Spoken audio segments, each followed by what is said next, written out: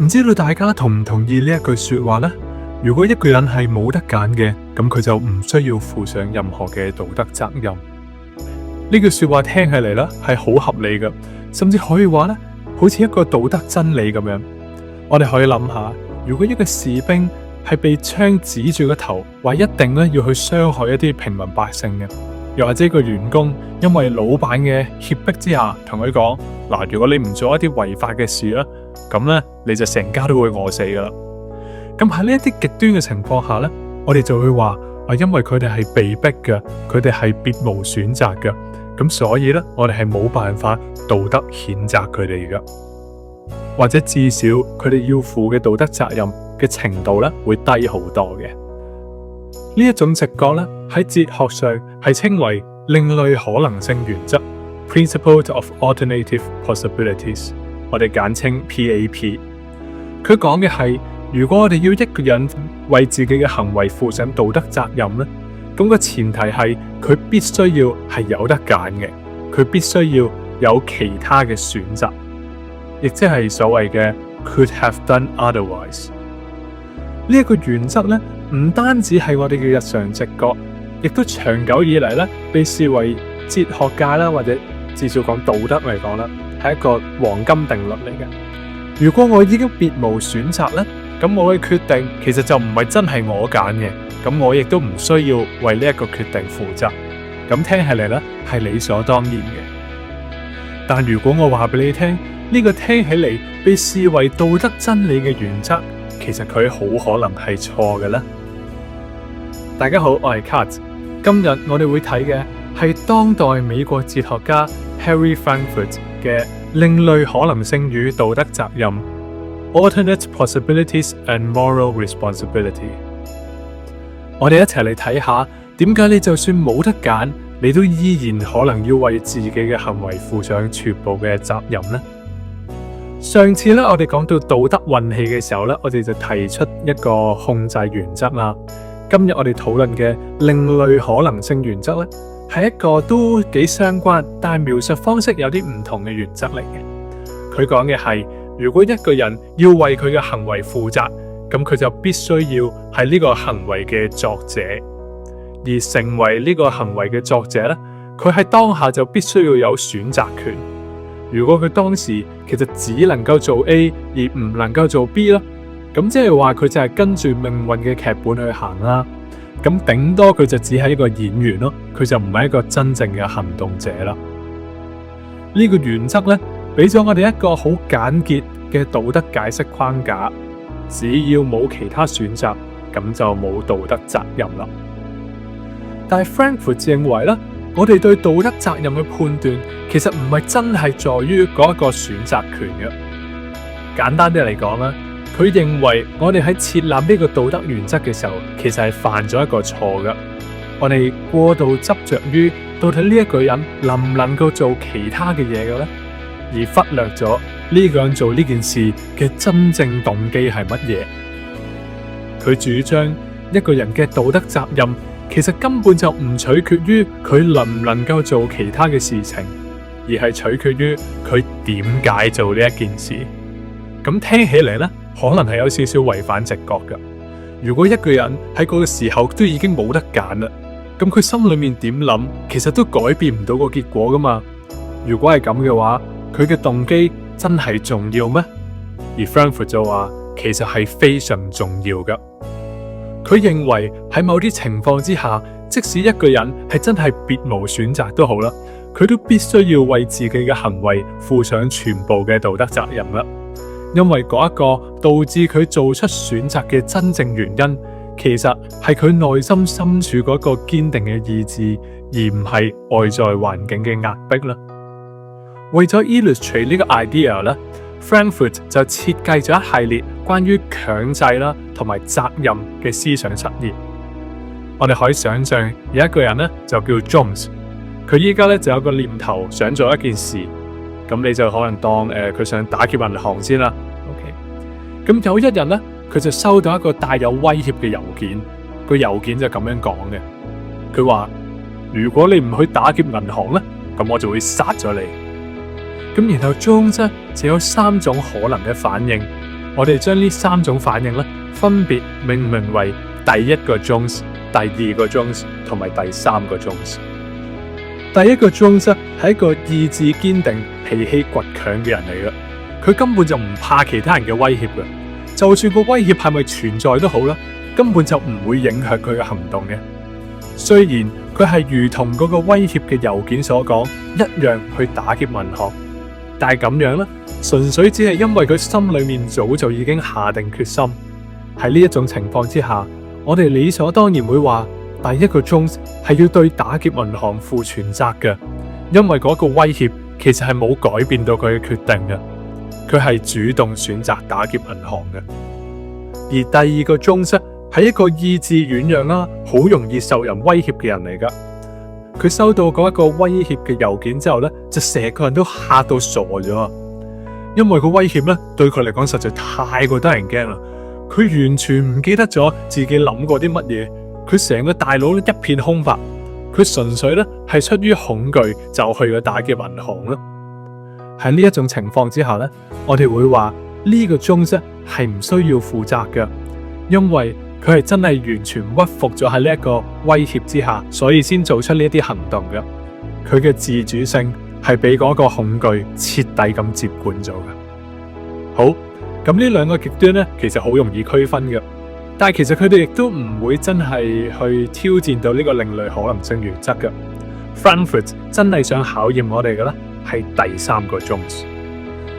呢一個 Jones 同大部分人都一樣嘅，有啲決心啦，但係同時咧，亦都會理性咁考慮個後果，唔會無視個威脅嘅。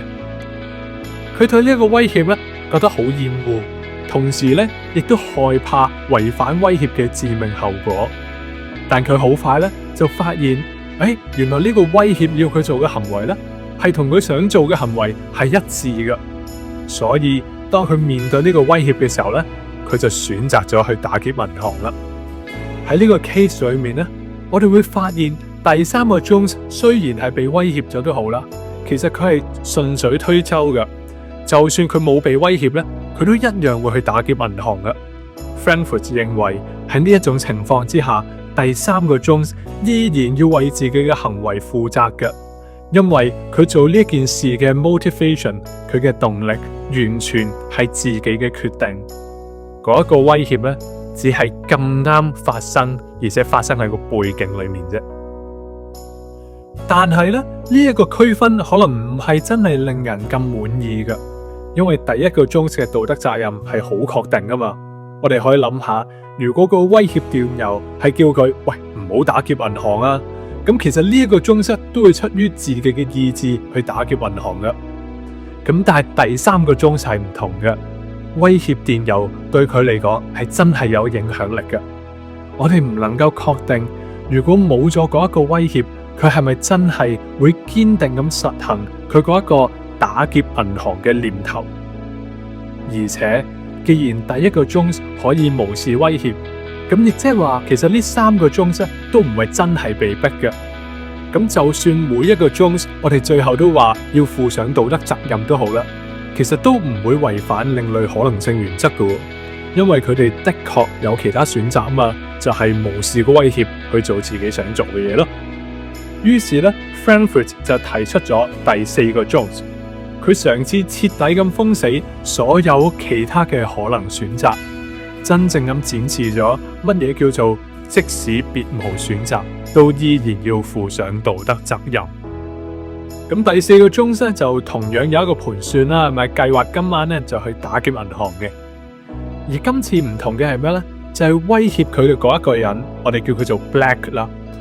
今次咧，佢就冇用到一個威脅郵件，反而咧係喺 Jones 唔知情嘅情況之下咧，喺佢嘅大腦裏面裝咗一個高科技嘅晶片。Black 裝嘅呢塊晶片咧，正常咧係唔會啟動嘅，咁因為佢係遵從住一個咁樣嘅機制嘅。如果 Jones 自己決定要打劫銀行咧，咁呢塊晶片就乜嘢都唔會做。但係如果Jones 喺最後一刻猶豫咗，想放棄，咁呢個晶片咧就會即刻啟動，強行接管佢嘅大腦，令佢身體咧不由自主咁樣去打劫銀行。結果去到嗰一晚 Jones 就憑住佢原本就已經有嘅惡意，心甘情願、發自內心咁樣去打劫銀行。Black 從頭到尾都只係喺暗處觀察，一隻手指頭都冇喐過，而嗰塊晶片都從來冇被發動到。Frankfurt 就問我哋，第四個 Jones 需唔需要負上道德責任呢？我哋嘅反應應該就會係，梗係要啦。因為佢係完全出於自己嘅動機噶嘛，其實係冇人逼佢，冇人催佢噶喎。呢一個係100%嘅自主行動嚟噶喎。威脅佢嘅人其實從頭到尾都冇介入到嘅，佢乜嘢都冇做嘅。Black 無論存唔存在，都對 Jones 嘅行動係毫無影響嘅。而如果 Black 唔存在Jones 係好明顯要負上道德責任嘅。因此，同樣地，第四個 Jones 嘅道德責任都係確定嘅。如果一個人係完全冇行動嘅，甚至冇俾任何人發現過，只係單單喺隔籬存在，就改變咗其他人嘅道德責任呢？呢個睇法明顯係有問題嘅。咁我哋就要問啦，第四個 Jones 有冇唔去打劫銀行嘅選擇呢？係冇嘅。佢大腦裏面嘅晶片就確定咗佢一定會去打劫銀行嘅，因為只要 Jones 一打消個念頭，晶片就會啟動，控制佢去打劫銀行。佢根本係冇任何辦法唔去打劫銀行嘅。換句話講，佢根本就冇唔打劫銀行嘅另類可能性。或者我哋都可以換成一個更加貼近大家日常生活嘅場景嘅。假設我哋要去投票咁先算啦。Black 就係我哋嘅大腦裏面裝個晶片，咁晶片就決定咗我哋一定要投俾 A 政黨。如果今日我哋去投票所嘅時候我哋本來就係想投票俾 A 政黨噶啦。咁當我哋吸個印交出個選票嘅時候個晶片係完全冇發動到嘅。咁我哋就要問啦，我哋需唔需要為自己投下嘅呢一票負責呢？咁就梗係要啦，係咪？呢一票係我哋自主投出嚟噶嘛？咁但係喺嗰一個當下，我哋其實有冇其他選擇呢？係冇噶，因為如果我哋突然間想投俾 B 政黨，咁腦裏面嘅晶片就會立刻啟動，強行改變我哋嘅手，我哋就咁去吸咗落去 A 政黨嗰度。因此，我哋其實係別無選擇嘅。但即使係咁都好啦。我哋嘅直覺依然會話俾我哋聽，只要我哋係真心想投俾 A 政黨嘅，咁我哋就應該要為投嘅呢一票負責。可能會有人反駁啦，唔係，係咪真係別無選擇呢？至少我哋係有讓晶片發動同埋唔讓晶片發動嘅呢個選擇嘅，因為 Jones 係可以轉念唔打劫銀行。又或者我哋可以轉念投俾 B 政黨噶嘛？咁我哋咁樣做，咪會令個晶片發動咯？呢樣嘢唔係都係我哋嘅替代可能性咩？但係呢個反駁其實係混淆咗行動同埋動機噶。呢個思想實驗裏面的確係有發動嘅晶片啦，同埋唔發動晶片嘅呢兩個可能性嘅。但係呢一個係 Jones 動機嘅層次，而唔係 Jones 行動嘅層次。當 Jones 嘅大腦被人植入晶片佢嘅行動就已經被決定咗啦。無論佢點諗都好啦，佢最後都一定會打劫銀行嘅。所以喺呢一種情況之下佢就冇行動上面嘅其他可能性啦。而 Frankfurt 其實係唔反對動機係可以唔同嘅，因為在佢睇嚟道德責任正正就係取決於動機嘅。喺嗰一個當下，驅動Jones行動嘅係佢自己心裏面嗰一個想要打劫銀行嘅念頭，而唔係嗰一個喺佢大腦裏面嘅晶片。亦即係話，如果嗰個動機係佢自己嘅，咁佢就要負上道德責任啦。無論佢嘅行動喺邏輯上係咪已經被決定咗都好啦。如果我哋本身係缺乏動機嘅，係俾晶片強行控制我哋嘅行動，咁我哋就唔需要負上道德責任啦。即使喺外在環境睇起嚟，可能嘅行動係一模一樣嘅。咁但係我哋都可以繼續問嘅，如果連動機都係被逼嘅呢？如果 Jones 呢一個想要打劫銀行嘅念頭，其實本身就係被洗腦洗出嚟嘅，又或者係被外力扭曲嘅，咁又點算呢？ Frankfurt 咧其實係有諗到呢一個問題噶，佢認為解答呢個問題嘅關鍵在於人嘅反思能力，並且咧佢就提出咗一個二階意志嘅理論。不過咧呢個理論咧就唔喺今日嘅文本裏面啦。咁有興趣嘅話咧，我哋可以日後再講一講嘅。透過 Jones 嘅例子咧 ，Frankfurt 為另類可能性原則提供咗一個更加精確嘅修正版本。佢認為我哋根本唔需要追求嗰一種擁有選擇權嘅自由，先能夠咧下我哋嘅道德判斷嘅。佢指出，一個人喺乜嘢時候先唔需要為自己嘅行為負上道德責任呢？就係當佢做呢件事嘅唯一原因，僅僅係因為佢別無選擇。咁聽起嚟咧係有少少翹口嘅，我哋可以將佢拆開嚟睇。如果今日你做咗一件事，而嗰一個理由，嗰個想你做呢一件事嘅嗰個內在動機，係你自己打從心底想要嘅，咁即使你旁邊有100個 black， 你大腦裏面有100塊晶片，你都必須要為呢一個行為負上100%嘅責任。點解啊？因為喺嗰一個當下，你唔係真係因為冇得揀，所以先咁樣做嘅，你係因為你想做，所以先去做。嗰一個冇得揀嘅背景條件，其實只係一個冇發生到嘅巧合嚟嘅啫。但如果其實你本身咧根本係唔想做呢件事嘅，你做呢件事嘅理由純粹係因為，哇，我唔做咧，我就會死噶啦。亦即係話咧，你係完全受到外力嘅逼迫先行動嘅，咁你就完全冇道德責任啦。Frankfurt 對於另類可能性原則嘅修訂咧係非常關鍵嘅。